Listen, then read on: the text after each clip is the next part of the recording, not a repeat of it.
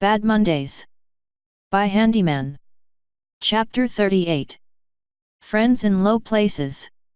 It took quite some time for her to turn away from her work, so enraptured was she in the expanse of starlight so far above her.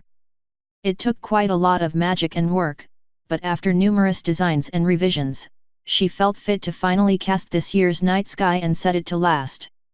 It was an old craft, obscure and arcane in its study and nigh impossible in its mastery. She was not the only one to practice the art of starcrafting, or at least she used to have peers, but she truly was the first to ever master it and call it her own.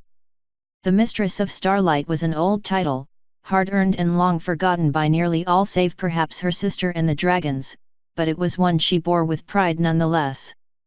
Celestia, bless her heart, simply did not have the skill for it, or the eye.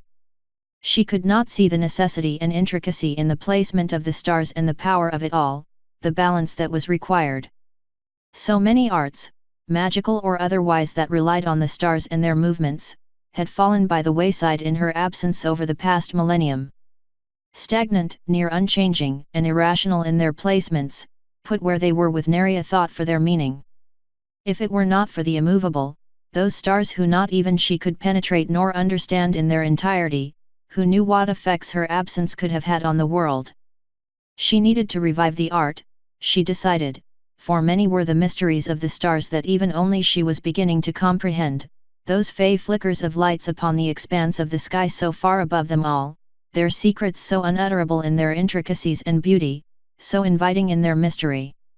It would be a hard sell. Mystical arts had been unpopular even back during that great age of fire and sword, when the formalization of magic had been what allowed them to impose order and healing on a world that had been broken and shattered.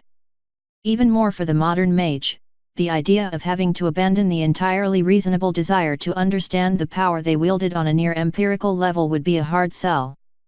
More than once, she had thought to invite the young bearer of magic to study under her, to promulgate the art. She was young, receptive, enthusiastic, and open-minded in many encouraging ways, but she was also the primordial emblem of exactly why it was so hard for Luna to encourage its growth. She seemed utterly incapable of accepting that there were arts one could use, could learn, yet never fully comprehend in their use. She was young yet, she would have time, so perhaps one day that might change. It was ever so lonely being the only one who could truly appreciate the sheer miracle that hung over their heads at night. It was also, unfortunately, why she was the last of the dream walkers. She smiled at the thoughts of her ponies, who imagined her appearance in their dreams was the result of some kind of hidden fear of her, or that she had the power to literally get into their heads. While the former may be true in some ponies' cases, the latter most certainly was not. Weaving through the plane of dreams had its own dangers and pitfalls. It was more negotiation and exploration than it was dominance. None could truly master such a realm, caught as it was between that place where the mind waltzed with what lay beyond reality, so alien yet so natural, that bed of wonder upon which the world lay, comforted of its endless troubles. You couldn't just barge into ponies' dreams, you'd wake them up. There were ways of getting in through force, true, but they would need to be very close and very familiar, making such means a terrible form of trespass. No, to enter dreams, you had to mold them, shape them from the outside, get the pony to invite you in, and even then it was hard to control the dream, hard to prevent the pony sensing you and becoming lucid and waking. It was even harder to learn anything about the pony. You couldn't steal their secrets in dreams, but you could have them reveal them to you, trick them into telling you, showing you without knowing.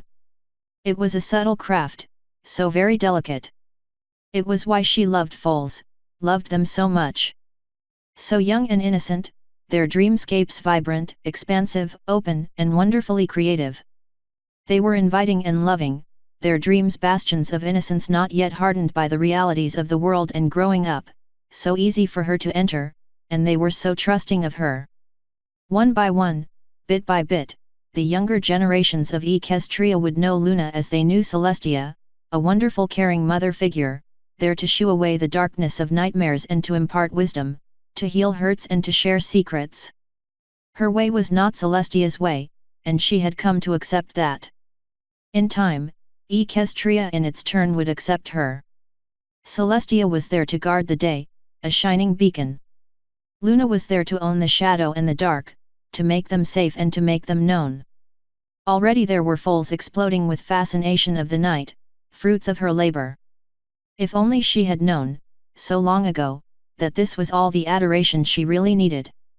But the foals she loved so dear were also always the most vulnerable, so it was why she took it upon herself to guard their precious souls and minds from the horrors, real or unreal, which haunted them at night.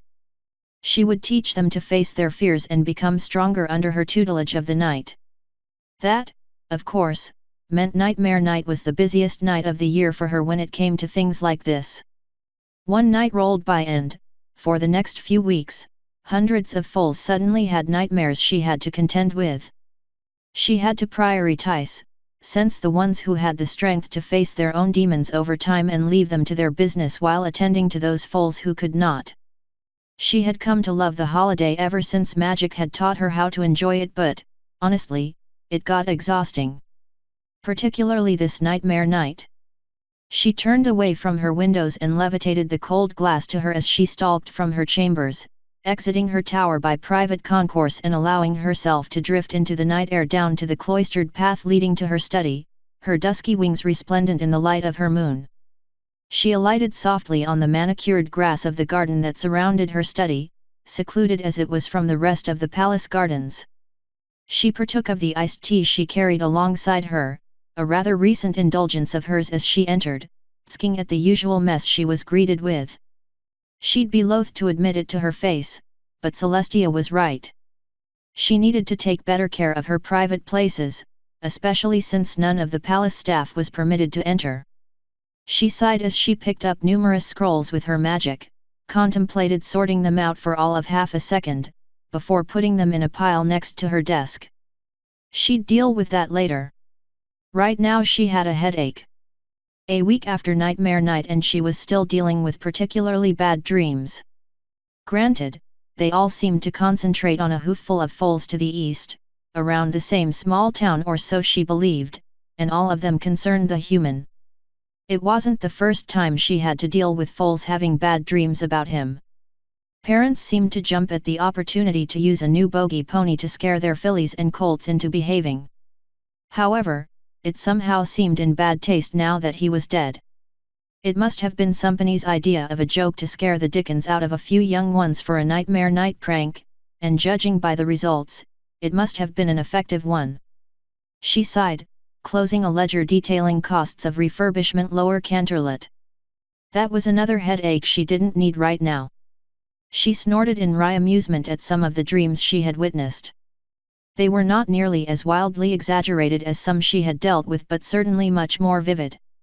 It was a huge, hulking monstrosity with long, grasping, skeletal claws and a hooded head covering a burning fire that consumed souls. It was strangely consistent along those lines from dream to dream, with only one filly actually seeming to fight it on her own. Chasing it with mirrors, it was adorable. She smiled to herself as she went over to her star globe. A sphere of clear glass enchanted to act as a means of following her special cases sat as it was in a wooden frame. It was incredibly unintuitive for the uninitiated, and only told one the most rudimentary information about those whom one traced, essentially telling her exactly where they were at a given time but nothing else. Her eyes glazed over as she focused upon it, allowing it to draw her in. One by one, her little blips of light in the inky darkness flashed by her as she summoned a name. There was the troubled stallion who sat in the cell of the prison in a town by the border with the Minotaurs. Caught stealing again, such a shame. There was the guard's mare doing her patrol in the northern mountains, a problem case in the local garrisons. And there was Countess Heathfire as she sat at her own study desk in her palatial estate. Luna frowned. Celestia would definitely take issue with putting a tracer on the nobility, but Luna did not trust the Countess. Something seemed off about her. She seemed only too eager to push ponies to war and didn't seem that perturbed about the damage to trade that had to be hurting her own treasury more than any ponies. It didn't make sense. She frowned. No, there was something else that was bothering her. She drew away from the blip of light that let her follow the Countess and scanned the inky blackness and the blanket of white stars that was scattered amongst the darkness. What was it? What was putting her off? Did something happen? Did one of her charges die? No, that wasn't it. She couldn't put her hoof on it, but it seemed as if something was added. No, that wasn't quite right either. It was as if something missing was put back. Alarmed, Luna began scurrying, desperately searching the integrity of her globe. She pulled out of the darkness as her horn grew in intensity, its glow now lighting the room fully as she investigated her scrying device. It didn't seem tampered with. Yes, she was certain. She had been the only one to have accessed it in any way. Calmed, she gently placed the globe back into its wooden cradle. It had not been tampered with, but if that was the case, then what was that she sensed? She opted to instead stay outside of it, gently moving the crystal around on its axis, analyzing it and the lights it held carefully, slowly taking sips from her tea as she went. Then she saw it, a light that shouldn't be there. A light that shouldn't be there, because barely a month ago, it had been snuffed out of existence. A light tracing a certain individual, who was currently traveling in the east, on board a train heading towards the coast. She spat the tea out in shock. == Blink. He awoke in a field at night, a strange creature in a fire near him, saving him from the cold. Blink. A kind old man, a bed for the night, a cave and slavery to dogs. Blink. A cave-in, the surety of death and whispers in the darkness, an accord made and a deal struck. Blink. Celebrations and jubilation, reunion and forgiveness and a horrifying realization. Blink. A card of ill intent, arrest and flight as he was taken away with the fairies. Blink. Nights of horror, pain and starvation, a beaten queen and a dragon of undeath. Blink. A desert, friendly folk and a minotaur, his first sight of red. Blink. Trains, the attention of the guards and a prince lost and found. Blink. A night assault, a second sight of red, an army of ghosts and a hunger that damned him. Blink. Human. Blink. Inhuman. Blink. A dying king, a war of brothers. Short beak. Blink. A dagger in the night, patricide and his first kill. Blink. Sorting affairs, a trip to Canterlot, a friendly chat. Blink. His third sight of red, a promise made and bloodshed. Blink. A prince besmirched, a deal struck, and payment rendered. Blink. A duke investigated, a witch found and a ship gained. Blink. A dance attended, secrets learned and secrets kept, a heavyweight not easily forgotten. Blink. A tournament, a festival, thunder, fire and blood. Blink. Day. Blink. Night. Blink. Horror personified, a forest of nightmares, and a captive set free for a captive gained. Blink. A deer and his people, the promise of winter, a war of words and a kingdom for a promise. Blink. A vision in white that stared at him with black eyes. Blink. He started awake, breathing heavily, his movement restricted in the near-complete darkness. He took a moment to get his bearings. He had been asleep. He was sure of it, wasn't he? Yes, that was right, he had gone to sleep and had just now woken up. When he opened the lid of this coffin, it would be daylight. Time would have passed, he was sure. Not having dreams, he could live with. He had rarely had them back on Earth, and when he had barely remembered them like most people. Here though? Whatever fuckery was keeping him from dreaming fucked with his perception. His body slept, his brain obviously did its thing to get the rest it needed, but his mind? He closed his eyes, and when next he opened them, it was as if nothing had transpired, as if he merely blinked.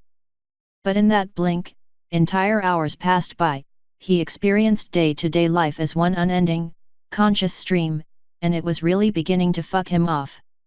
It fucked with his circadian rhythm too, making it difficult to make sense of night and day and when was the proper time to sleep. Some mornings he found himself waking up and just kicking things out of sheer frustration. When he got any sleep that was, it came harder and harder the longer he went without his little pick-me-up. His hunger wasn't helping in that regard, and he swore he was sleeping less and less because of it. He kept breathing until he felt his heart slow down. His arm completely ached and it hurt to move. He must have had another muscle spasm in the night, a bad one. He listened intently as he felt the crate being rocked, the sound of the train moving along the tracks beneath it and the faint sound of the wind outside whistling past. He wiped his face with his good hand. As constrained as it was within the box, he just about managed it. More cold sweat, his skin felt cold, clammy, and his head felt full of sawdust and cotton. He groaned. It wasn't that cold within the storage car. Did he catch something? That was all he needed right now. He briefly cracked open the lid of the crate. Sure enough, the car was deserted, filled as it was with God knew how much transported goods. There were crates, barrels, and pallets piled high with innumerable shit, all secured to the walls and each other. His own coffin was secured in between two other crates, meaning he didn't need to worry about being locked in by a strap. Jacques had managed to talk him and Thorax into taking a train. Okay, Thorax didn't need much convincing. Handy, however, was not partial to the idea of spending God only knew how long lodged in a crate. Apparently, it was only 3.5 days' journey to Blackport by train, and it came with the bonus of getting out of Equestria as fast as possible. Oh sure, only a few days, he said, lodged in a coffin in a cramped and uncomfortable car being jostled about like loose luggage. Handy had put up with some rough living conditions, but this was just undignified. He had eventually come around to it though. In truth, it was the fastest way to get to Blackport, which, apparently, was the fastest way to get to the nearest information source wherein he could track down Thunder. It was shaky logic, but if what Jacques said was true, he had contacts and resources there, whereas he and Thorax had nothing going for them down here. If nothing else, they could get a temporary base of operations. Considering the geese he was under didn't seem to be pulling him away from going along with it, he guessed that meant that on some level that he trusted Jacques at his word. Either that or it was his only real option thus far. Or Chrysalis dearest simply didn't have any belief or information that contradicted that line of thought. He didn't know, depends on how deeply this geese worked. Another reason he agreed to the train rather than simply walk it, albeit an unhappy one, was he couldn't hear anyone's heartbeats from where he was. It was getting bad, very bad. The hunger was actually biting hard now, and hardly an hour went by without thoughts drifting to the thirst. He didn't want anyone nearby. That would just make it worse, especially not when traveling, when all too often the sheer boredom of the trek would cause one's mind to wander. He would have needed to constantly focus on something to keep his mind off of it, like he had done in Cockinsborough if they had decided to go trekking instead of taking the risk with the train. He sighed one more time before opening the coffin lid. It creaked noisily and he flinched before sitting up, rubbing his left arm back into life. Christ, that hurt! He was tempted to lift up the tunic sleeve again, undoing the twine, but decided against it. As much as he could use the distraction, he could do without focusing on that particular problem right now. He'd take care of it. All he had to do was get this thing for the changelings, give Thunder a drubbing, and get back home to Gethrenia. There was bound to be more of the salve there. He put those thoughts at the back of his mind as he navigated his way out of the coffin and over the crates that hemmed it in on the top of this particular pile, dropping to the floor. Thankfully, the guys had been circumspect enough to make their way to the storage car soon after the train set off to help rearrange the luggage so that Handy wasn't trapped for the entire journey. And thankfully, apart from one train attendant making his way through and ticking off something on his checklist, he didn't have to spend all of that time relegated to his box. It was dark, but not too dark, thin strips of yellow light slipping between the cracks in the wooden walls. It was daytime, meaning his guess had been accurate. Okay, that helped put one of his worries at ease. He whirled around, hand on the hammer at his side as he heard the door to the car as it began to open. He reached over and closed his coffin, before slipping back in a space between two piles of crates, hoping to God this wasn't a unicorn who would shine a light to help them see. Clop, clop, clop, clop. The pony walked, slowing as it drew nearer and nearer to where he knew his coffin lay. Handy tensed, hand gripping his hammer and slowly drawing it out of its loop that was beginning to rust, trying to do so without scraping the metal. The hoof steps stopped and all was quiet. Handy! Thorax whispered in Charity Bell's voice. Handy relaxed, letting go of his weapon. He stepped out, letting his boots fall unnecessarily heavily on the ground, causing Thorax to jump. She dropped back to all four hooves, having been reaching up to the coffin previously. What is it? Handy asked calmly, looming around the corner in the darkness. Thorax took a breath to calm herself before responding. We left station in Ivoryshire this morning. We'll be arriving at Blackport within an hour or so. The train station is inside the city. No walls. Ah, Handy acknowledged, his thoughts drifting for a moment before he noticed Thorax looking at him expectantly. Was there something else? We aren't likely to get a better time for this. The pendant, heartless? She asked, hoof outstretched. Handy looked at her for a moment longer before sighing. He picked the pendant from his pack, secured as it was in the small crate that housed his helmet, and tossed it to the waiting changeling.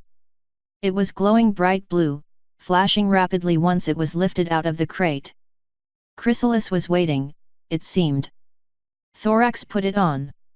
Your Majesty, Thorax stopped, mouth agape and eyes widened as the pendant appeared to have an apoplectic fit and flashing with such rapidity to give a raver's disco lights envy. No, Highness, I swear it was. Her excuses were silenced under further furious tongue lashing from her matriarch. But if you just give me a chance to axe. Thorax seemed to bristle and Handy thought he detected a touch of unguarded fear as her wrongful rebuttal was righteously rebuked and regrettable things had been said to her by her furious overlord. After that, she seemed to slump, eyes lazily studying the ground around her as she resigned herself to putting up with the dressing down she was on the receiving end of. This went on for 15 minutes. Holy fuck, Handy thought to himself. I knew she'd be pissed at being kept in the dark all this time, but goddamn. Eventually, Thorax sighed and the rapid flashing of the pendant calmed down to a dull throb. Understood, Your Highness. I abase myself in my failure. However, I am obliged to inform you of the exact circumstances of what has transpired. She looked up at Handy meaningfully, who had taken to leaning against some crates as he watched on in apparent amusement. She frowned. I have important information regarding the Greenwoods and the status of changelings who enter into it. I shall save this information until I have returned for security purposes. Handy cocked an eyebrow at that but said nothing. Furthermore, I have come to an arrangement with the Heartless, she began. He will retain control over the pendant and pass it to me in order to report to Your Highness and receive further instruction, as well as intelligence available on our objective. In return, the Heartless has agreed to fulfill any additional requests in the course of his duty as is possible, and to apologize to Your Majesty. Handy's own mouth opened wide as he tried to formulate a rebuke. Seeing the coy smile on Thorax's face, he closed it. He couldn't object to what she had said without giving Chrysalis a reason to inquire as to their real deal. Frankly, he wasn't sure which was worse. He narrowed his eyes dangerously at her before her own smile disappeared. Yes, my queen. She looked up at Handy seriously. Prepare to receive Her Majesty. Wait, it was too late.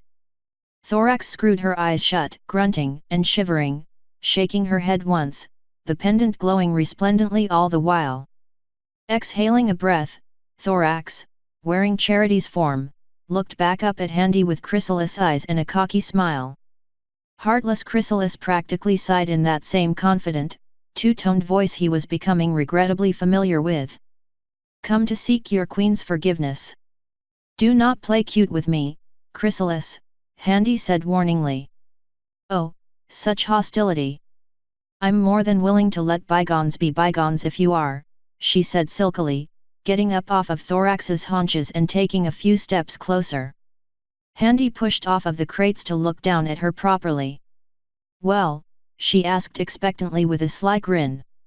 Handy ground his teeth together, uncomfortable memories springing to mind. He regretted it, of course he did, but not for the reasons either she or Thorax surmised. But it was galling to be tricked into apologizing to this person. He looked down at her, debating internally whether it was worth it before opening his mouth. "Ah!" Chrysalis said, raising a hoof, grinning slightly. "To my face, if you would be so kind." That, of course, would require kneeling. That was not happening. She was not his queen. When he wasn't going to budge on the matter, she rolled her eyes. "Oh, must you be so difficult?" She reared up suddenly and placed her forehooves on Handy's shoulders. Taken aback, Handy felt himself fall back against the crates in surprise. His hand reached up to grab one leg to throw it off, finding it came away easily. She was not trying to harm him, not yet at least. "Get off," he warned, his other hand on his weapon. "Not until you apologize," she said, looking straight up into his face. He had been right before. The changeling before him was about 5 feet and change when standing on her hind legs, not that that little fact would have comforted him a bit if it had even came to mind. "It's really 2 simple words, heartless." He grabbed her other leg and held it off of him, snarling at her. She didn't so much as flinch, still looking up at him confidently with that smug grin and those damned eyes. He could give her a nasty shock and pull her in for another bite, and hungry as he was, it took a not inconsiderable portion of his will to shout down the voices in his head urging him to do just that. The pangs, pinches and lurches he felt deep within him at being denied sustenance, the memory of the sweet licorice taste of Thorax's blood as it. "I'm sorry," he managed through clenched teeth, forcing the words out in order to end her proximity to him before something regrettable happened. She beamed at him with Charity's pony muzzle. "That wasn't so hard now, was it, heartless? Now get off of me unless you want a repeat of that night in the forest," he hissed, the words leaving his mouth before he realized he had said them. She rather quickly returned to all fours and took a step back, still retaining her confident expression. Handy felt his own heart slow down as he managed to regain control over himself. "Christ, that was bad. I suppose that is all I'll get out of you for now," she said, looking off to the side. Seemed she had learned her lesson about preening and strutting in front of Handy, not pushing farther than she thought she could get away with. Clearly she didn't realize just how close she had come to a repeat performance. He scowled at her before drawing his attention to his right hand, studying the intricate designs of the hammer that had imprinted on his skin from having grabbed the hammer head too hard. He looked back up to find Chrysalis looking around curiously. "Anything else, Highness?" Handy asked icily. She snapped back to him and smiled gently. "Just a little curious. This train, where is it going?" "The Black Isles Enclave." My, don't we move fast?" "How did you escape the forest so quickly?" she probed. It was at that Handy began giving more and more credence to Thorax's claim that the Queen couldn't read her mind while wearing the pendant. "You can ask Thorax when she returns to you. I do not care to share it." "Humph, fine. I suppose it'll please you to know the majority of the changelings on Equestria's east coast are actually leaving the region. That's quite unusual, I take it." "Quite." Chrysalis inspected a hoof. A brief flash of green fire and it turned into Thorax's hoof. He heard her mutter something before returning attention to Handy. "Not my changelings, of course. My territory does not extend that far east. I don't imagine your territory extends that far from the city you now own." She gave him a quick glare before smiling again. "Careful, heartless, wouldn't want to get on my bad side. He had a sharp retort for that but held his tongue. But you shouldn't worry about too much trouble from rival colonies. Why would I? Handy asked. Chrysalis kept smiling until it clicked. You, spread word I work for you, haven't you?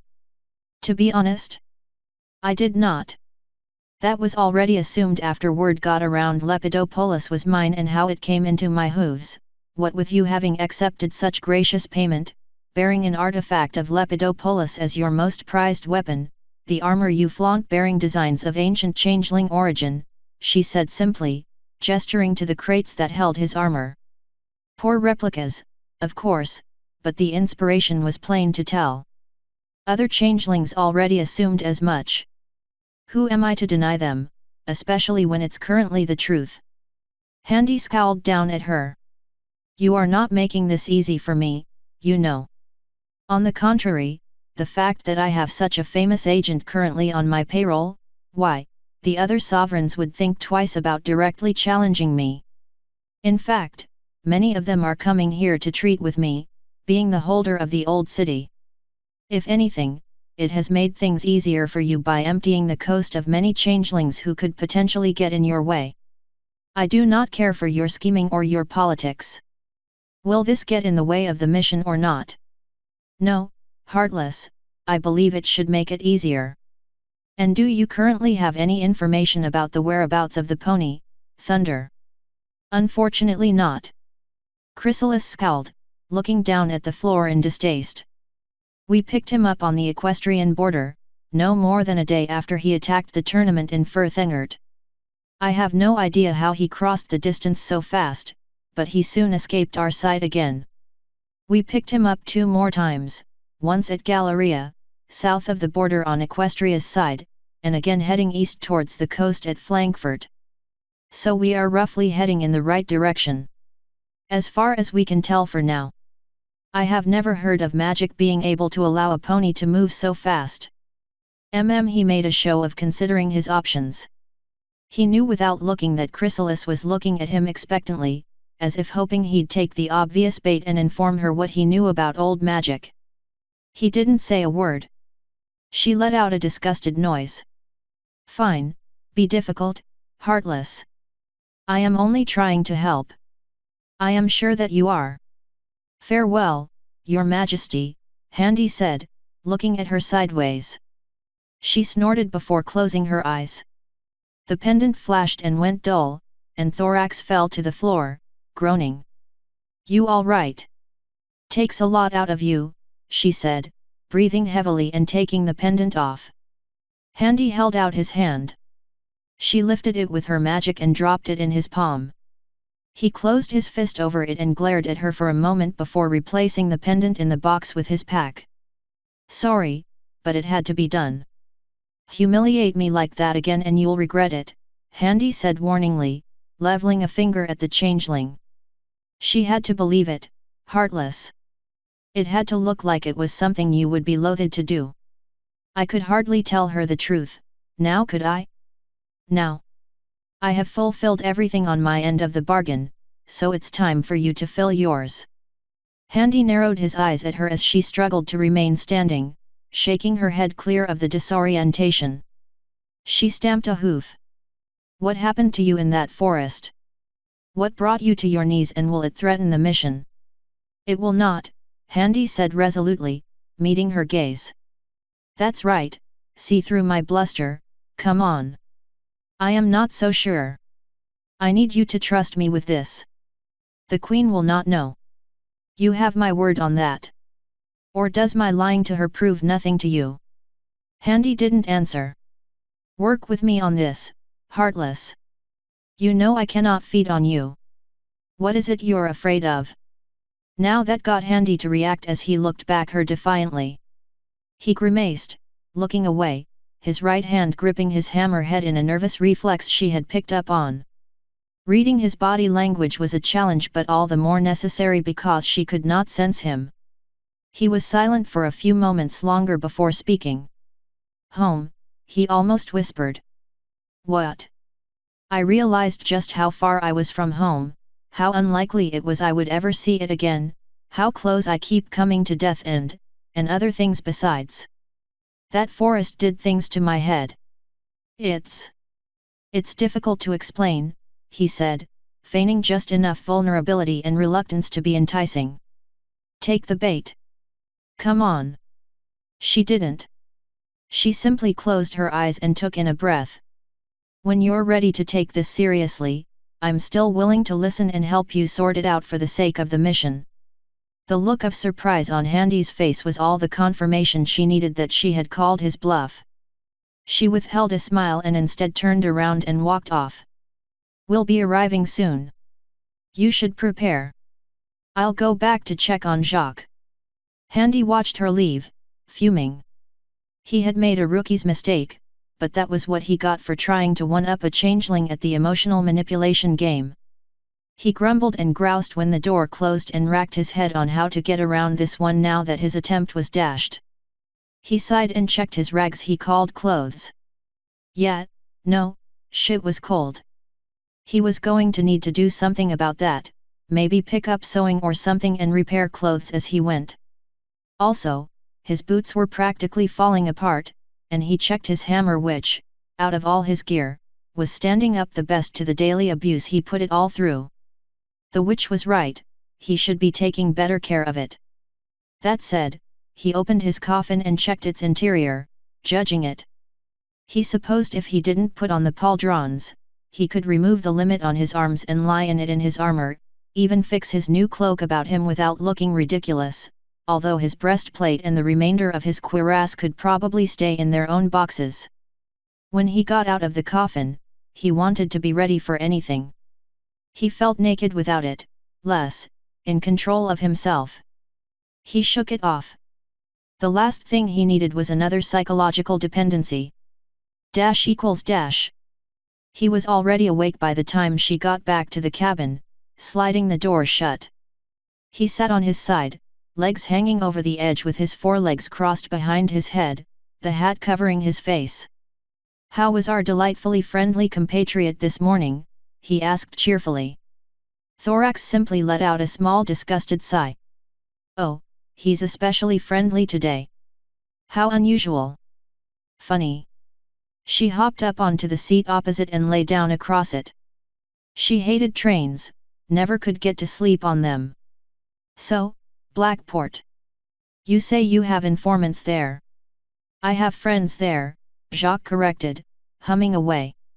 She narrowed her eyes at him. What kind of friends? The best kind. She could see the hint of the smile under the grey of his beard. Come, Thorax, did you think I would make things easy for you? Is this because I'm, well you know, she said, remembering she was on a train. It's because you are curious and it is ever so much fun watching you try to figure something out.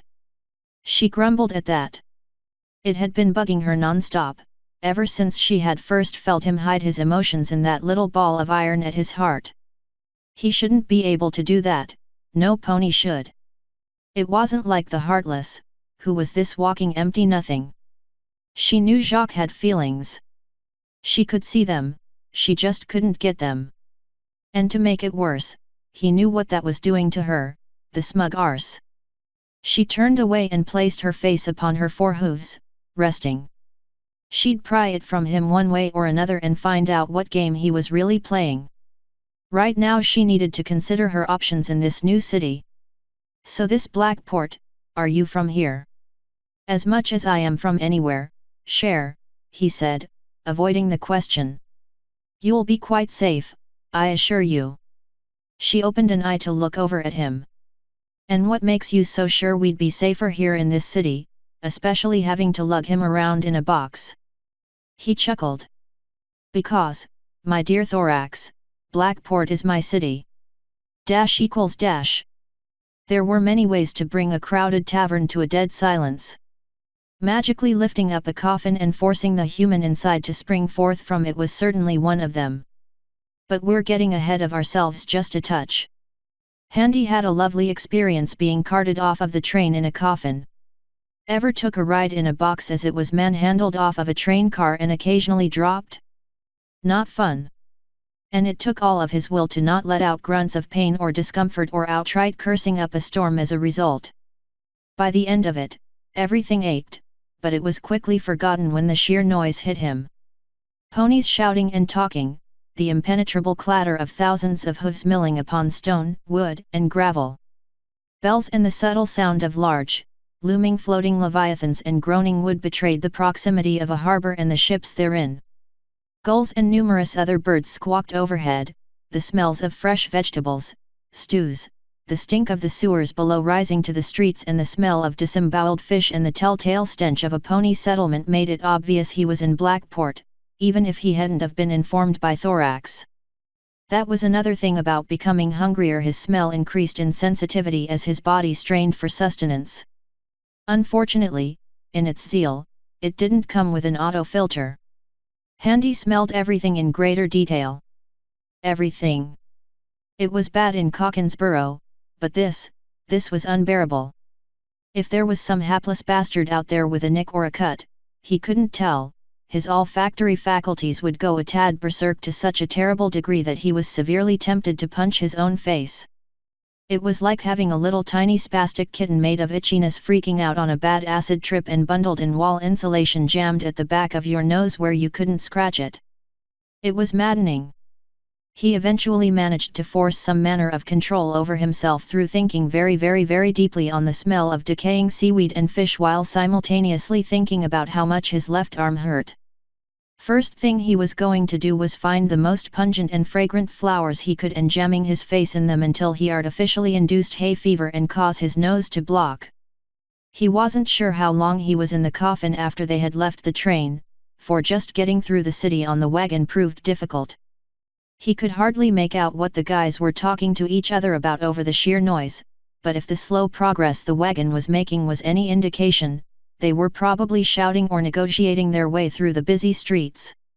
He couldn't see out. The little hole above his head was blocked by the crate housing an armor piece.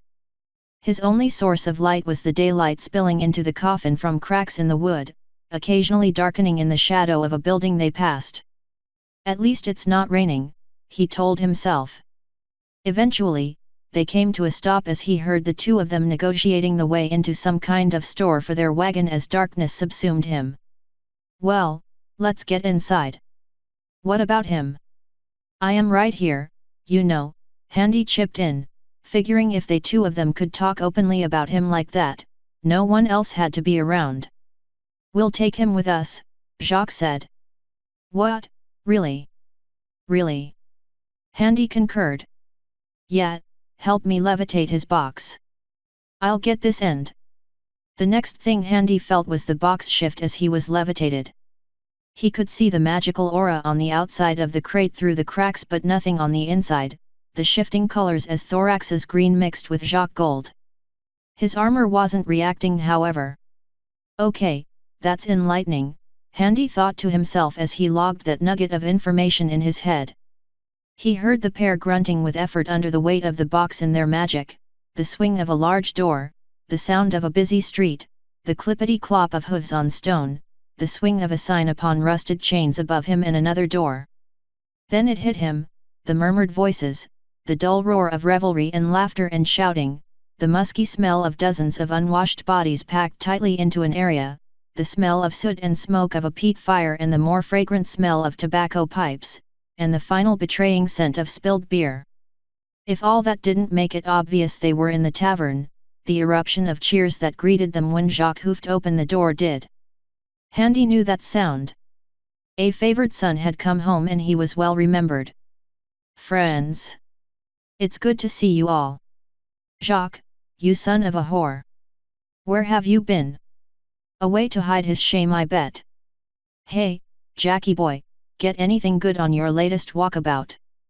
Aw shut up, Hare, you just still sore he beat you in the shooting competition last year. Yeah well, he still never brings anything good home. Where you been working this time, Jacques?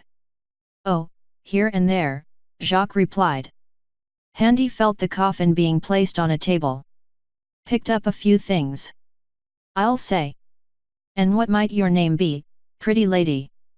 Charity Bell, Thorax replied silkily, doubtlessly sizing up a few of them for a quick snack based on her tone if Handy was any judge. Fucking changelings. Be nice, Monday share. What's in the box, Jackie boy? Yeah, what have you brought us this time? Had better be good. It'd be hard to top Sandstone's trophy. I'll say. Remember his story about the pirates that attacked his ship? He'll have a good time. I was there, you ass. I know, I was just saying. And ya were one of the pirates. It was still a good story. What kind of bar is this? Handy thought to himself. Gentle ponies, please, if you would all be so kind as to give me a chance to speak. Jacques said, trying to get the chattering down to a dull roar. Now, I know we've had all our disagreements before, like a certain mare I see over there in the corner who still hasn't forgiven me regarding the incident with burnt eyebrows. He got a round of laughter out of that. HMHM, my apologies once more, Cher, you know it was an accident. I had that mark in the bag and you stole him out from under me, he heard a feminine voice shout. Like I said, it was a terrible accident that you happened to be on the same job I was. More laughter. But yes, I have been gone quite a while, hired as a bodyguard if you must know, to a dear fellow from the Greenwoods up north. The crowd hushed. Ah, got your attention, have I? Good. See, this dear fellow was a rather lively, trusting sort. But he was free-spirited and not one keen to being tied down. Why, not even by a hired sword whose job it was to look out for him. Such a pity. I could only get him to take me along by gaining his trust.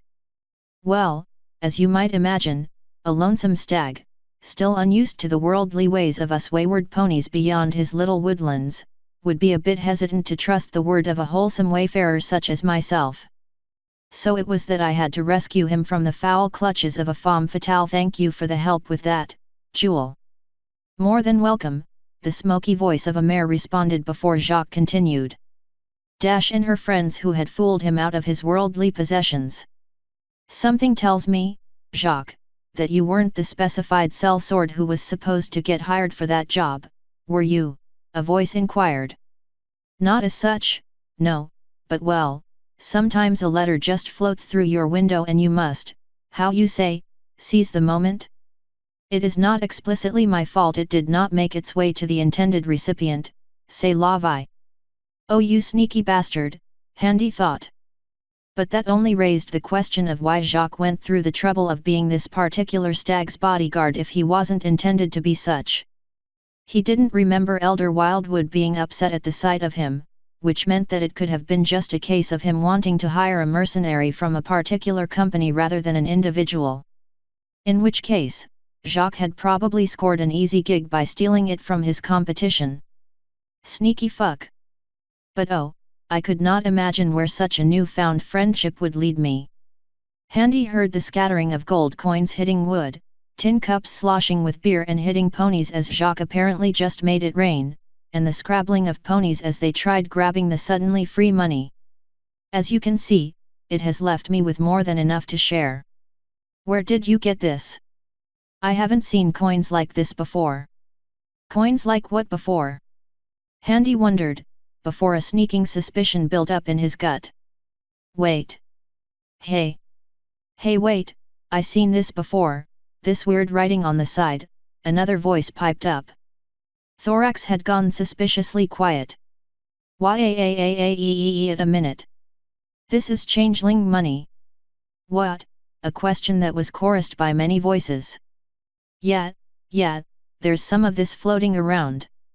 The princesses in Canterlot are trying to gather them up by trading their value in bits to those who hold them. This merchant pony I know, can't remember his name, showed me one before. Where'd you get these, Jacques? Ah. Now there is a story, Jacques said, audibly settling into his tale, taking a seat by the head of Handy's coffin. He could see him glance sideways at Handy through the hole. Why, a very generous stallion I happened to run into paid me them of course. For a little job of his own. Jacques, what the hell are you doing? Handy hissed. He simply put the edge of his hoof to his pursed lips, shushing him. You remember that festival up northwest, in Griffonia? Oh, I was there, I saw it all, and oh, what a story I have to share. What sights I saw, he said, spreading his forelegs wide. But to answer your first question about what's in the box. Handy's eyes widened in alarm as he heard the catch on the coffin open. I bring us a new friend I'd like you all to meet. And with a sudden surge of magic, Jacques hefted the box upwards, causing it to fall to the ground on the far side of the table. The lid opened, and Handy stumbled out. He managed to catch himself on a table, spilling drinks and startling the ponies seated there, and pushed himself upright and, for the first time, took in the crowd that was currently looking at him, slack-jawed. The first thing he noticed, oddly enough, was almost all of them were fully or partially clothed, there a tunic, there a scarf, coats, hats, and what have you. They were an eclectic bunch, all of them ponies, Pegasi, unicorns, and earth ponies. Most of them had some form of small weapon visibly within reach, knives, pole arms, a couple of ponies with swords, some even with hoof hilts like Jacques. One of them even had what looked like a modified griffonic arquebus, its trigger guard and trigger changed to better fit a hoof. Other firearm bearers had variations of the shoot sticks he had seen in Canterlot, though shorter. The tavern itself was large but crowded nonetheless, with half of the open space above the bottom floor dedicated to an overhang from which more ponies could be seen, hanging over the banisters to see what was going on. There was an iron chandelier hanging from the ceiling overburdened by long-used candles whose wax was melting over the sides like a frozen waterfall. It was held by a chain that led to the tavern counter from which a surly-looking pony surveyed the goings-on. There were an awful lot of eyes on him at that moment. My friends, I would like to introduce you to Handy the Milesian, the Dragon Slayer, Shadow of Gethrinia, Spirit Whisperer, Dweller of Boxes, and 20 other things I don't care to list off. Say hi, Jacques. Handy whirled around on his erstwhile friend, fear and fury mixed in his unkempt face. What the hell? What? Jacques asked innocently. Thorax was behind him, wide-eyed and small-pupilled but otherwise maintaining a remarkably calm expression complete with winning smile that was slowly breaking into sheer nervousness. You. What even is this? Handy swept his arm over the gathered crowd. These are my friends. I can see that, but why in God's name did you just reveal me? I can't be seen by equestrians. These are not equestrians. It's just as bad. No, be fair, equestrians aren't nearly as ugly. Oh, that is it. Handy swore, drawing his hammer and throwing the coffin to the ground, which it hit with a clatter. Thorax jumped around Jacques and pushed against Handy's chest with her forehooves, laughing nervously as she tried to prevent immediate and terrible violence. He has a bit of a temper, just so you know, Jacques said easily, hopping off of his seat and keeping his distance, swiping a tin tankard from a slack-jawed pony with an eye patch. Merci. Now, he took a drink. Any questions? The room practically exploded. ===. So as it turned out, Jacques wasn't as much of an asshole as Handy had thought. Between the tidal wave of questions and laughter and kudos that descended upon Jacques, the generous gifts of beer in exchange for stories, and the surprisingly welcoming attitude of the ponies, it seemed there was a method to Jacques' particular madness. Handy wasn't sure what he was expecting from enclave ponies, but it certainly wasn't this. Or maybe it was because every single one of them was a dyed-in-the-wool mercenary bastard, and he just happened to be a friend of a friend. He wasn't sure. It seemed, at least according to Jacques, that he simply had to let them know what he was bringing into the city due to how the mercenary guild worked. If he didn't, they'd find out one way or another once they suspected he was hiding something, which they always did, because mercenaries were always hiding something.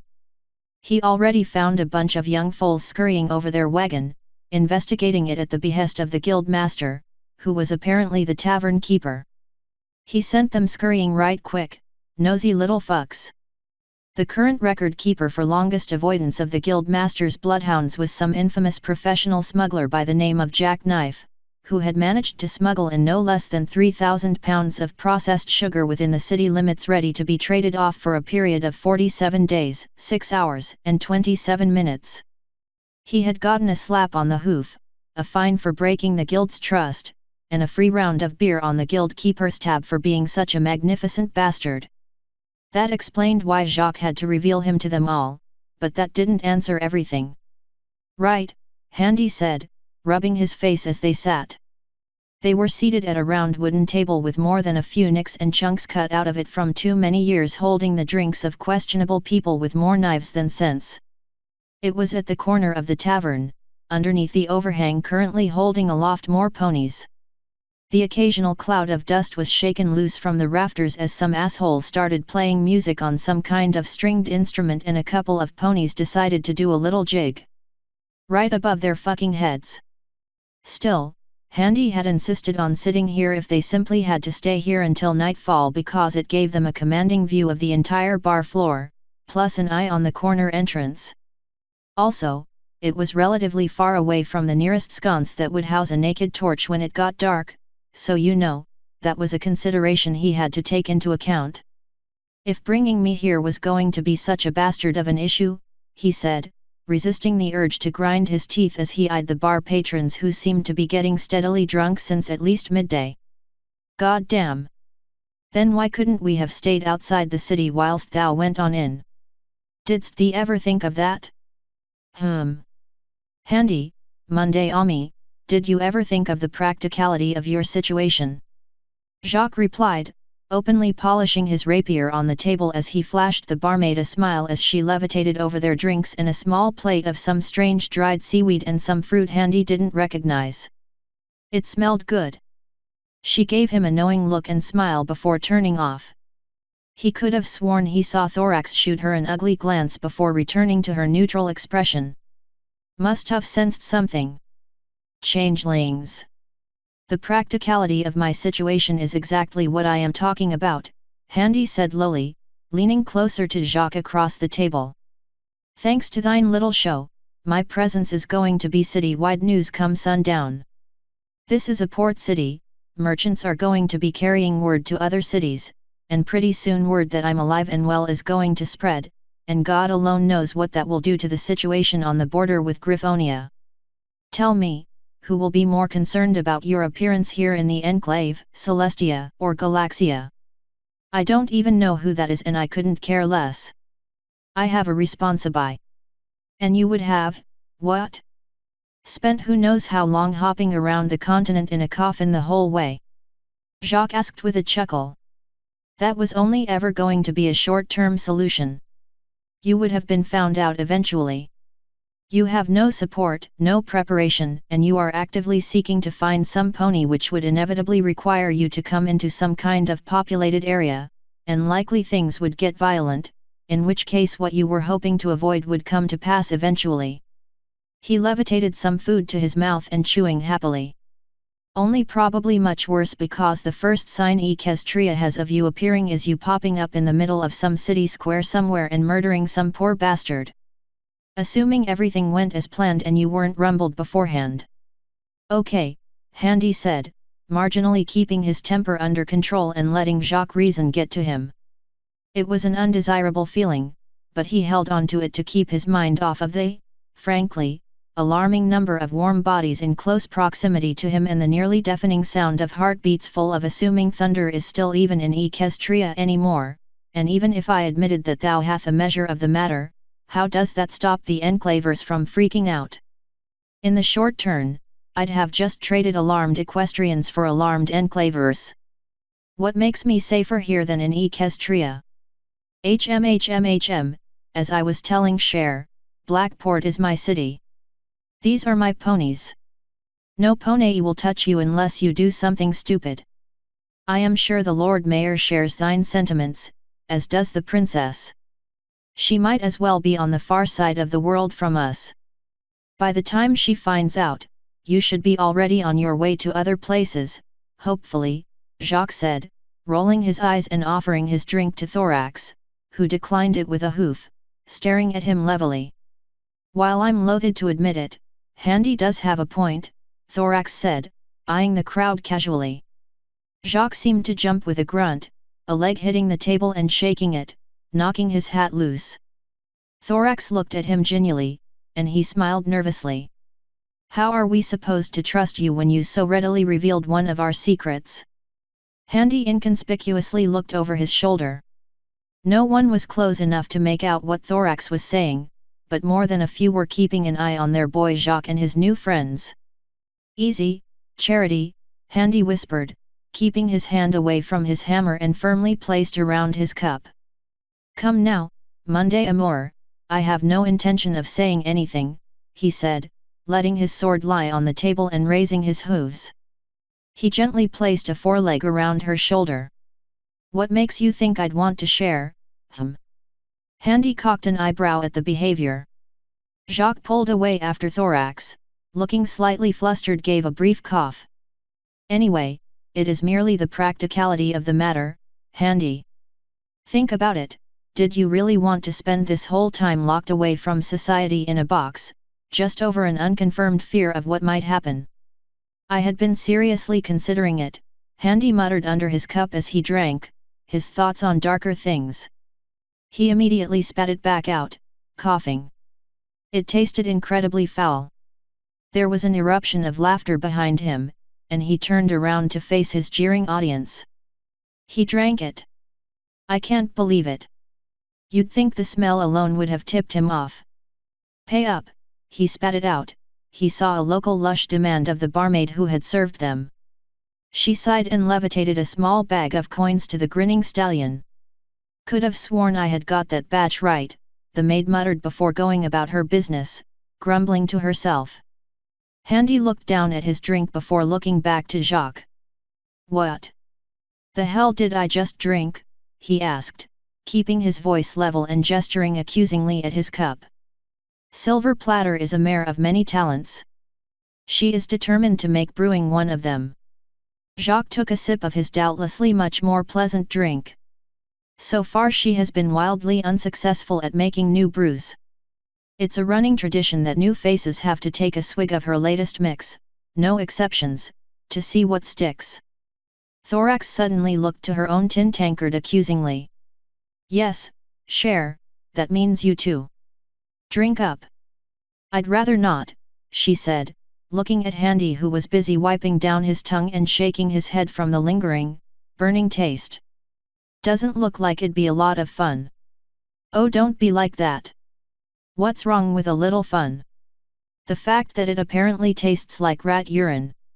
Handy tuned the pair of them out as he focused on taking some of Jacques' food to help get rid of the taste. It was oddly sour tasting, but in a pleasant way, and it certainly helped with the lingering aftertaste of whatever god-awful slop had been placed in front of him.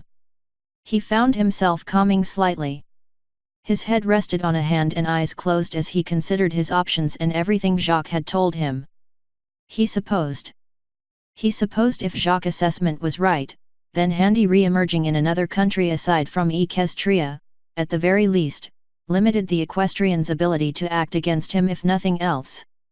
At best, this would throw off any suspicion that he was acting against Equestria at all at the behest of the Griffins, so it wouldn't make the situation any worse over there.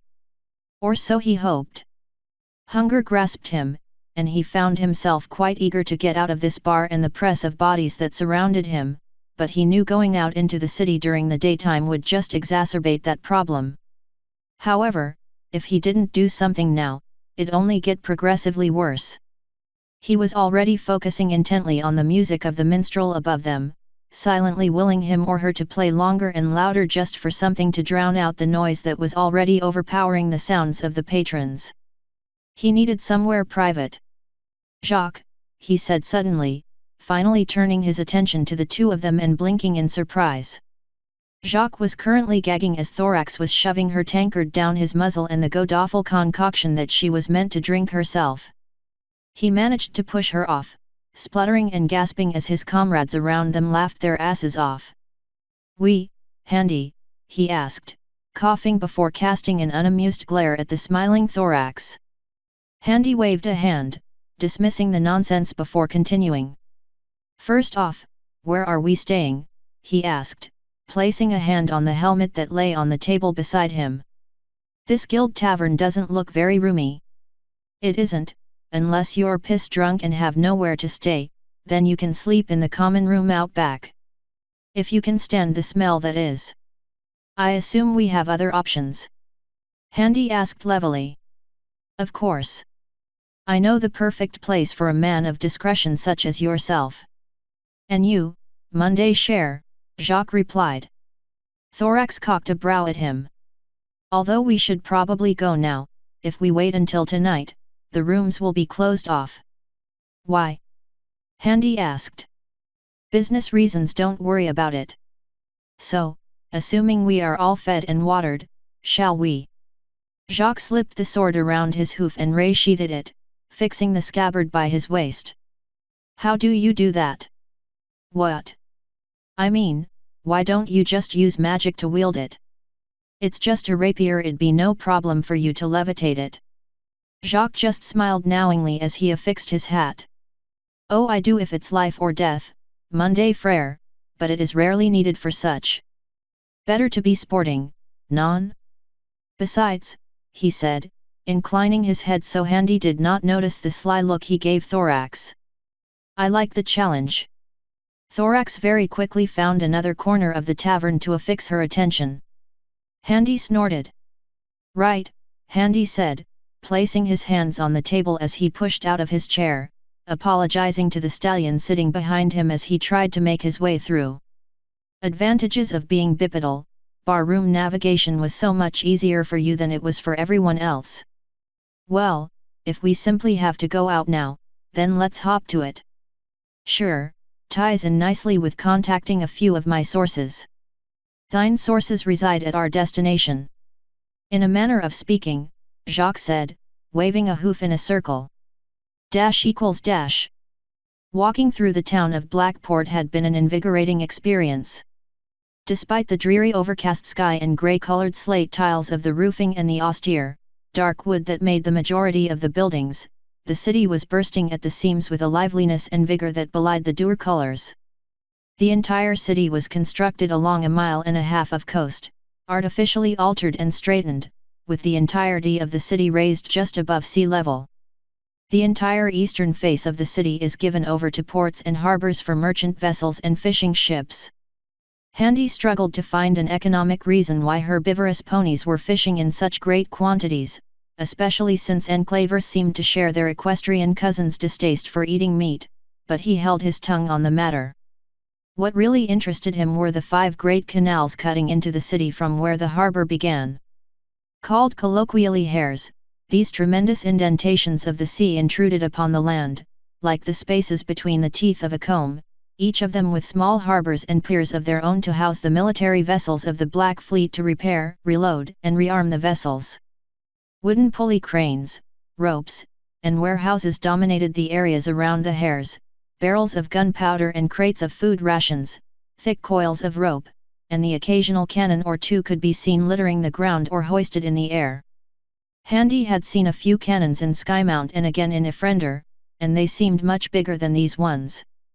He grimaced at the implications. Very few vessels were actually in the hairs for servicing now, and the ones that were seemed to be little more than small 2-mast ships. Jacques had explained that the portions of the Black Fleet that patrolled these waters were on its way back to the home ports, and these were stragglers.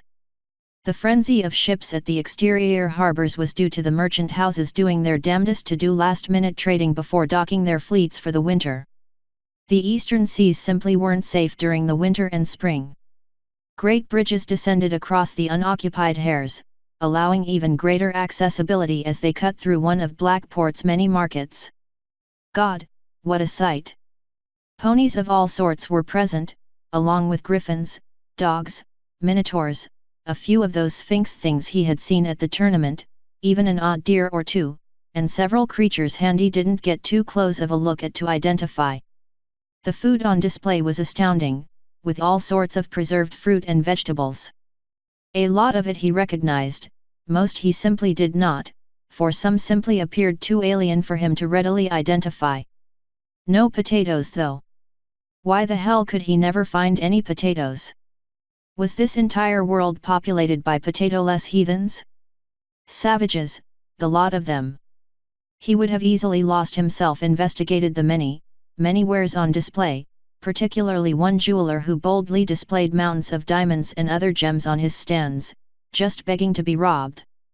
Oddly enough, one pile of diamonds seemed to be cheaper than dirt at 1 diamond per Black Isle clam, with another charging a veritable king's ransom for each one. Handy couldn't make sense of the difference.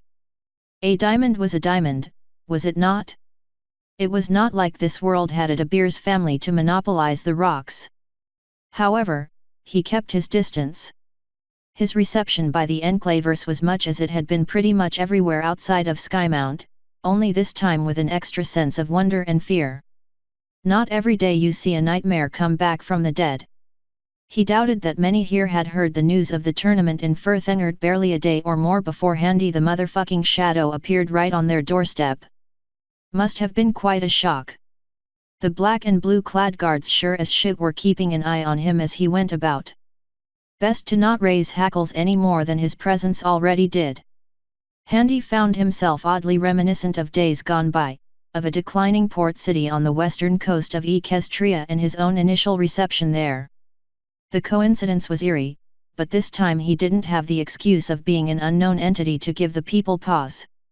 Eventually, they came to a rather grand-looking building at the end of the Fifth Hair, where the ports and harbors ended and the more residential side of the city began.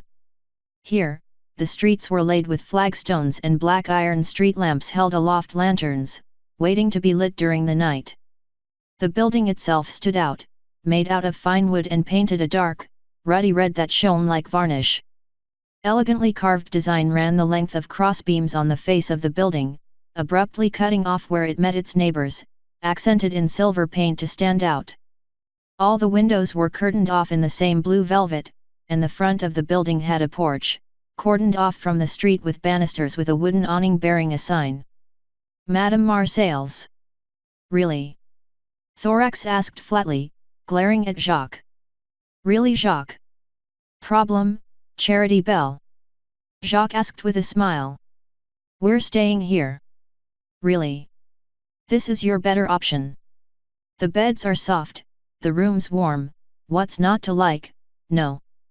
I cannot. You can't. She looked up at Handy as if expecting some support from that quarter.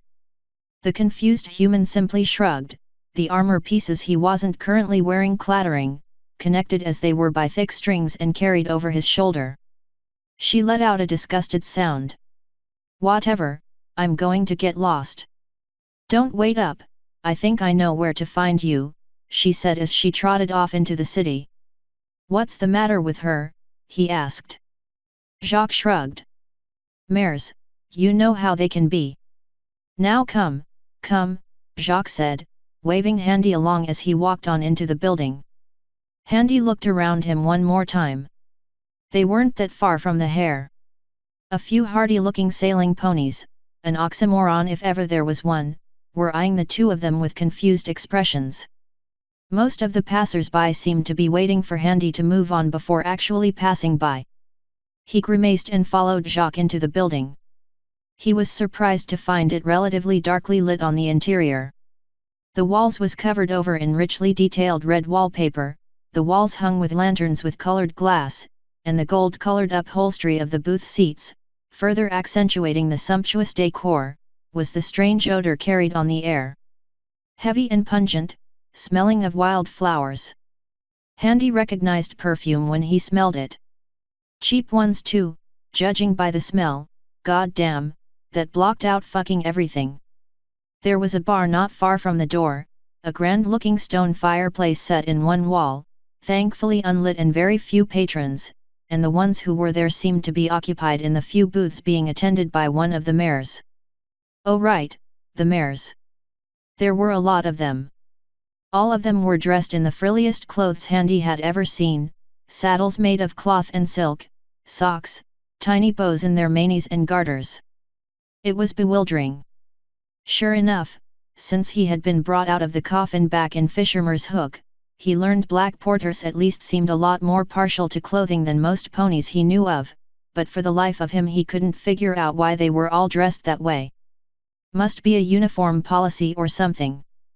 Well, if it isn't my very own lover boy, a sultry voice greeted them from the left. Handy turned to see an earth pony mare, blonde-maned with tresses framing her face and a small mole on her left cheek. Her bright blue eyes were accented by the deep pink mascara on her that which complemented her magenta coat. Makeup on fur. Some things I'll never understand, Handy thought to himself. Ah, see crest, ma mignon petite chose, a vision as always. And you're a sight for sore eyes, see crest replied with a slight chuckle. So is it business or pleasure? Business, my dear, he replied. She pouted. Ah, you're never here for pleasure. Not true, Monday cher, Jacques said, raising her hoof to kiss it. It is always a pleasure to speak with a mare as lovely as you. She swiped at him playfully. She then looked up at Handy and let out a short whistle.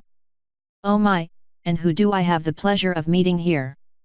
This is my friend Handy, Jacques said before Handy could speak. He's here for business too. Tisk, you never bring anyone fun, she chided him. But I'd rather hear it from him if you wouldn't mind. So, Handy is it? It is. It is a pleasure to make thine acquaintance, Miss C. Crest. She laughed softly at that. My, so formal, wherever did he find you? Nonetheless, how may I be of service to you today, fine sir, she said sweetly, tilting her head to the side and looking up at him with half-lidded eyes. Handy glanced at Jacques before replying. I'm afraid I'm here for business, he said uncertainly, not entirely sure what was going on here. Was this some complicated initiation or something? Exactly who were these contacts of Jacques and why all this needless foreplay? She pouted and then sighed. Oh, very well, be boring. The usual room, I take it, she asked.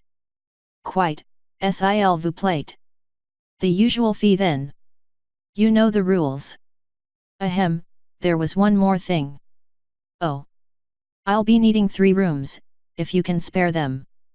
At that, her eyes lit up, smiling wildly. Oh my, bringing more friends are we? 3 of your other rooms, if you could. Usual arrangement, Jacques clarified. C. Crest visibly deflated. Very well, I'll have it arranged. You can go ahead, but you had better not be a stranger, my little Jacques, she said, poking him in the chest. Ah, but then what will I do without entrancing and alluring mystique? Oh, I can think of several things. I'm sure you could. Expect another mare to follow on our hooves, name of Charity Belle, Jacques said, giving C. Crest a description before leading Handy off deeper into the building. Handy felt more awkward than usual here, but for the life of him he couldn't put his finger on what was bothering him as Jacques led him down a hallway to a room underneath a staircase. It was relatively cramped, a small table, a glass oil lantern that Handy was really uncomfortable with being this close to, and 2 chairs on either side of it. Handy sat in the one that gave him the most head space, being under the stairs, but even then he had the hunch over. He was grateful for not wearing his cuirass. This would have been intolerable otherwise. Jacques closed the door. So. SHH. Jacques hushed, knocking on a wooden panel on the wall next to him 5 times. Several seconds later, Handy saw it open, and Jacques said something incomprehensible to someone on the opposite side of the wall in French. The deep, cracking voice in the darkness beyond asked a flurry of questions, responded at relative length by Jacques, to such a point that Handy very much felt like a third wheel to this conversation. After some time, the panel closed. And so it begins. I sent the word out, describing the kind of pony we're looking for and the kind of magic we want to track. Handy blinked. That's it. That's it. Just like that. Now we just wait. For the time being, yes, Jacques replied. They sat awkwardly for a full minute before Jacques cleared his throat. All of that, for a few minutes conversation with a hole in the wall. A lot of cloak and dagger, I'll grant, but it's necessary. How on earth could such runabout nonsense be necessary? A secret room, unnecessary banter with the apparent proprietor, secret knocks, and a private language. Are all information brokers this needlessly secretive? I thought you'd be pleased. I am, it's just, well, very odd way to go about it. Couldn't thee have merely written this all down and handed the letter across to the fellow on the other side of the wall rather than risk being overheard? Interesting, I'll have to remember that for next time. But to answer your question, Handy, it is simply how these ponies do their business, and they are very good at it. Besides, no pony ever questions why two stallions enter a place like this, so it is the perfect cover, though I must say that the fact that you are taking this better than Thorax came as a bit of a surprise, given your own prudishness. My what? What does that have to do with anything? Handy asked. Jacques held up his hooves placatingly. I am not complaining. I knew you wouldn't be interested in their services but still was concerned at how you might have reacted.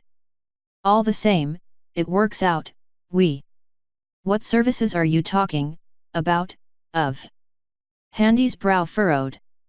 The flirtatious swagger of Seacrest, her suggestive tones, the fact that all the mares were dressed in impractical, lacy outfits, the entire layout of the building daubed in faux finery and awash with red lighting, the blocked-out windows, the eye-catching decor of the building's front well in view of the sailors coming into port at the end of long journeys bottled up in the hold of a ship, the fact that Jacques told him no one would question what two men would enter this place for. Handy's eyes widened rapidly and he stood up, hitting his head painfully off of the stairs above him, causing an unwitting pony above to yelp in surprise.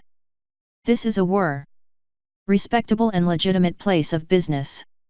Jacques suddenly audibly said, jumping to lean across the table and block Handy's mouth with a hoof. Shhh. Are you trying to get us kicked out? You brought us to hide in a bordello. Handy hissed, rubbing the back of his head as he sat back down. What's wrong with you? You mean you didn't? How could you not know? It's obvious. I am not exactly familiar with these respectable and legitimate places of business, and from the spiel thou hast given me back in Whisperwood, I wouldn't think thee would have been either. Hey, I do not fool around in places like this. Seacrest is an old friend, and this is the best places for people like us to lay low for a while. Yeah, I'll bet she's real friendly. It's not like that, vous ruster bruit auntie, if you'd just listen to me. Jacques replied angrily in their hushed argument. I specifically requested Seacrest's service as landlady. This building continues right across the block to the other side, to a housing building on the opposite street. You can get there through secret passages here. Seacrest rents the rooms out to those who need to disappear for a bit, or otherwise need to stay somewhere other than where they currently live, do you understand? Yeah, I'm sure she gives a lot of guilty husbands somewhere to crash for a few nights. Oh buck you, Handy, be reasonable. This place provides valuable services, and I am doing you a big favor by bringing you here. The only reason you haven't been jumped for sitting right where you are in a place you shouldn't by rights know anything about, Jacques said, indicating the panel he had spoken into previously, is because these ponies trust me. The least I can ask of you is for some of your customary decorum and at least a little respect. Fine, fine. Handy said, waving his hands and sitting back down with a sigh. I guess I may have overreacted. Just, really, Jacques? Really? It's just more convenient this way. If you want, you can exit the apartments from the other street. You don't have to keep going back and forth through here.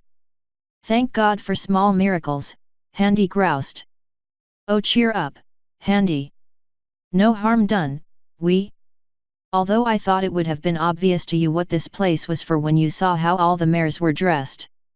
Yeah, I suppose. He really didn't suppose.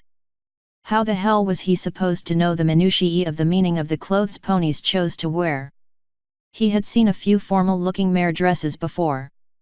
Once, on an emissary to a noble wedding, he had represented the king when he could not attend, another all the way back in Spurbay on a rather wealthy-looking family out to a formal occasion of some sort. Saddles were just a part of their clothing as far as he could tell. How was he supposed to know that the ones those mares wore had erotic implications? Come to think of it, a few of them were even wearing a kind of underwear too, Handy considered to himself. That was weird. I have never seen anyone wear any kind of underwear here. Why would they? It's not as if, oh God. I haven't seen one. On anyone. Not even once. Not even by accident. Dear reader, please be considerate and understanding, in order to comprehend what was going through Handy's head right at this moment in time. Put yourself in the following situation, imagine living your daily life, whatever that might be and whatever that might entail. Imagine talking and interacting with your loved ones, your friends and family, your work partners, each going about their days just like you were. And then someone sneezed and then it struck you. Everyone, except for you, was missing a nose. A simple flat piece of their face where their nose should be, everyone is missing their nose, except for you. And nobody remarked upon this. In fact, everyone acted through life as if their noses were actually there, despite the fact you could not see them. They sneezed, they sniffed, you were pretty sure you see them scratch it. But you could not see it, and for some reason or another, you never noticed until now. Handy. Jacques waved a hoof in front of Handy's face a few times. He clapped his four hoofs together, the iron horseshoes clacking as he did so. Handy's glazed-over eyes stared off into eternity just over Jacques' head. You okay there, Monday Ami? Handy.exe had stopped functioning. ===. It really didn't take her long. Her queen had been subtle, but she knew what she meant. The only reason the changelings of Autarch-Thrinafax would be leaving the east coast in such numbers would be because he, along with many other changelings, would be converging on Lepidopolis to claim it for themselves, right under Her Majesty's muzzle. And that was her cue to do whatever she could to advance her colony's interests, even if it was only in one pony city. To that end, she took advantage of her separation from the group to lose herself in the streets of Blackport, going through one alleyway and shifting into an earth pony, and another, and becoming a Pegasus to throw off any potential pursuers or friends of Jacques that might be keeping an eye on them. She took flight and, to take stock of her surroundings, gave a quick fly over. It really was a large city, with rolling hills and farmlands surrounding it, its harbors pregnant with merchant shipping with more vessels sailing upon the ocean beyond the embrace of the harbor walls. Trains went to and fro from the busy station, heading north and south.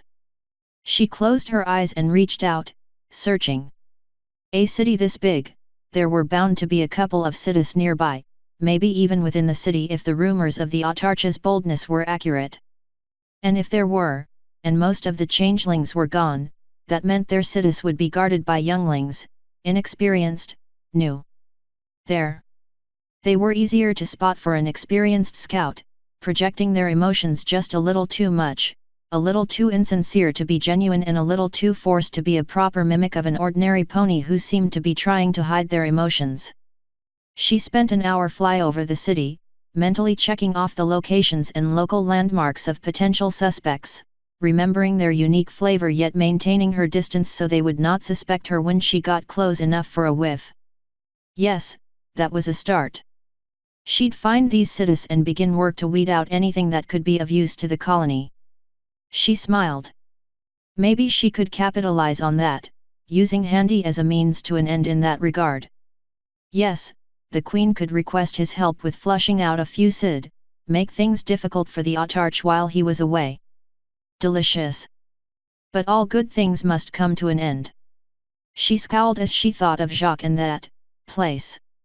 She had thought better of him than that, even though she wasn't sure why she was particularly peeved in this instance.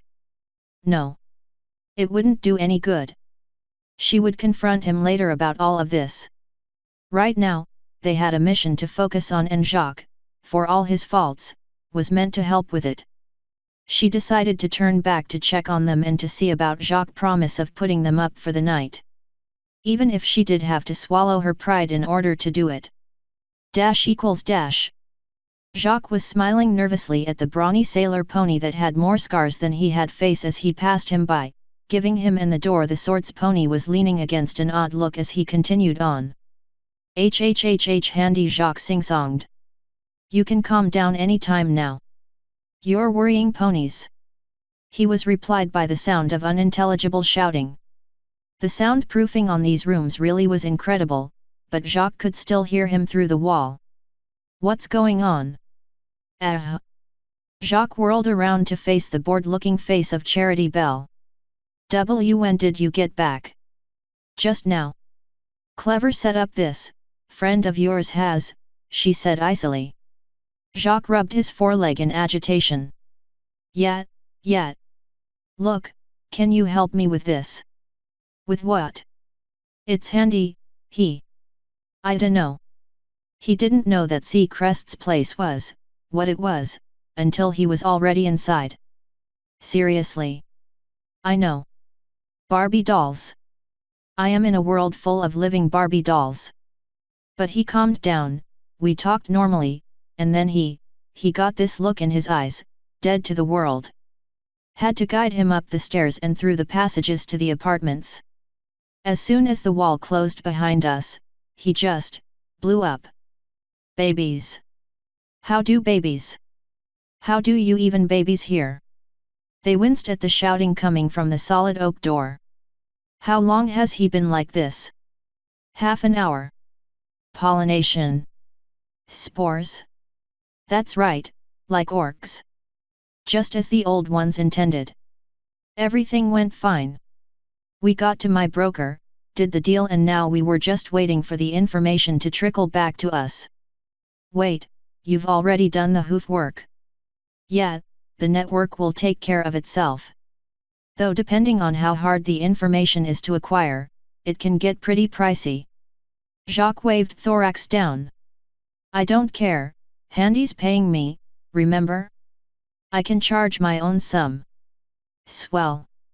What is even the point of having separate bathrooms at restaurants? What is the point of bathrooms? Is this a joke? Is someone up there having a laugh? Jacques suddenly felt himself pinned against the wall with Thorax's angry visage up close to his face. Seeing as all we have to do now is sit around and wait. Her eyes narrowed. You and I are going to be having a little chat. Jacques smiled nervously, swallowing before gesturing to the door containing Handy's angry voice. What about him? He asked.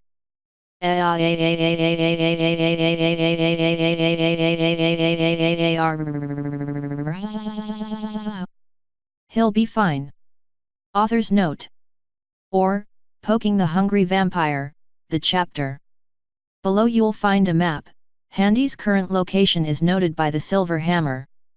A useful key to understand what you're looking at as well as other maps can be found here.